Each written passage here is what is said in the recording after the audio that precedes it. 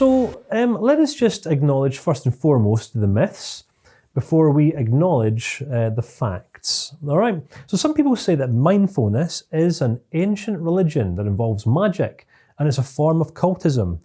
It's important to note here that mindfulness is not Buddhism.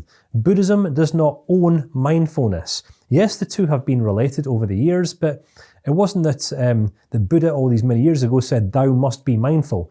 He didn't say that at all. He came up with some wisdom-based teachings, as did the book of Ecclesiastes from the Bible. You've got the Quran. All the religious scriptures and texts contain wisdom, all right?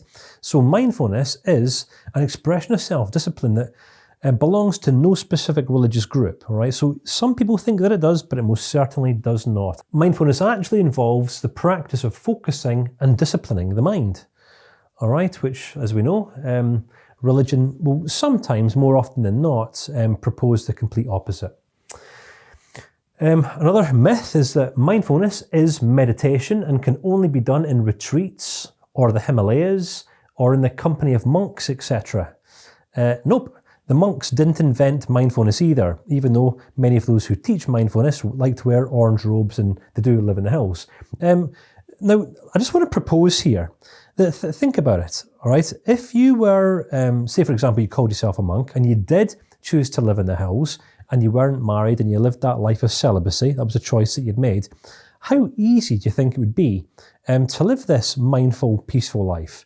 Do you think it would be easier or more difficult than those who choose marriage, 2.4 children, the Monday to Friday, 9 to 5 to pay the bills and all that sort of thing? What I'm saying is there's the way of the monks and then there's the way of everyone else. All right, so the way that I'm proposing that mindfulness be applied is in the way of everyone else because I can't relate to being a monk, all right? The only thing that I have that might be close to being a monk is my haircut, but this is choice because I started going a little bit thin on top a few years ago, but that's a story for another time. Mindfulness is meditation. No, mindfulness is not meditation, right? Mindfulness and meditation are like two sides of the coin. Mindfulness actually involves hard work and is a skill that develops over time through discipline and hard work. Some people say that mindfulness involves deep breathing exercises and mantra chanting. Mindfulness is not deep breathing. Deep breathing is deep breathing. In the same way that you require your heart to keep on beating in order to stay alive, we must also breathe in order to stay alive. So most people have been breathing since the day they were born. Breathing's fantastic, in the same way that eating's also fantastic. That's also an essential and a prerequisite of life. So no, mindfulness is not deep breathing, but it's also not eating. It's also not having a pulse that beats. Mindfulness actually involves decategorizing ourselves from limiting labels and undermining identity assumptions. Now there's quite a contrast, isn't it? All right. Mindfulness actually involves decategorizing ourselves from limiting labels and undermining identity assumptions. What are undermining identity assumptions? When we say I am or I am not.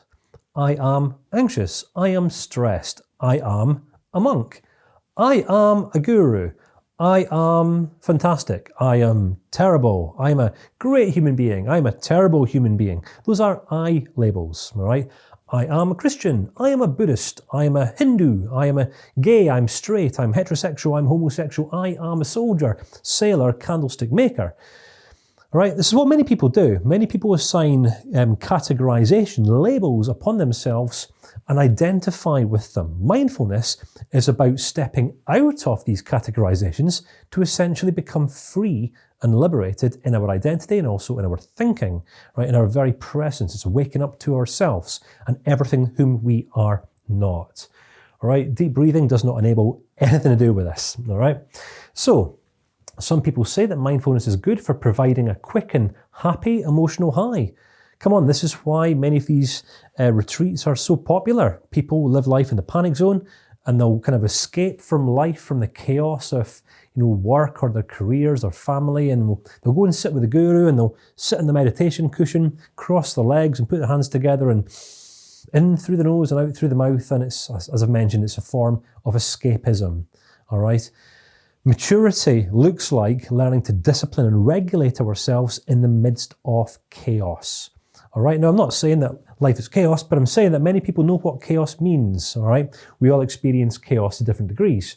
Be this noise, be this hustle, the hustle and bustle of contemporary 21st century life. So no, mindfulness is not for providing a quick and happy emotional high. That's called instant gratification. I know that many people do promote this, right?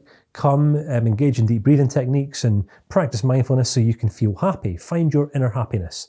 That's very, very low level. It's not mature, all right? Instead, mindfulness involves self-examination, self-awareness, self-management, social awareness, and social effectiveness, which comes about through social awareness, which comes about through effective self-management, which comes about through self-awareness. Hard work, effort.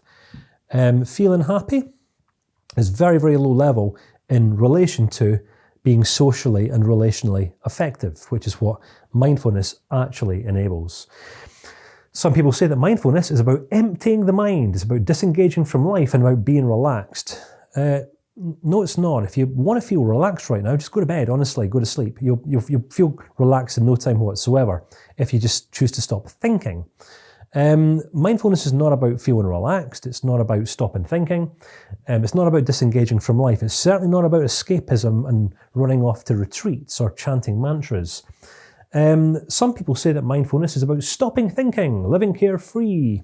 It's not. Mindfulness involves living more actively in the present moment, in the here and now, being aware of what's actually going on inside of our minds, and living less in the experiences from the past or the expectations that we have of the future. All right. I don't know any other way to put it. That mindfulness is essentially about waking up to ourselves and living a significantly more mature, a more aware and grounded life.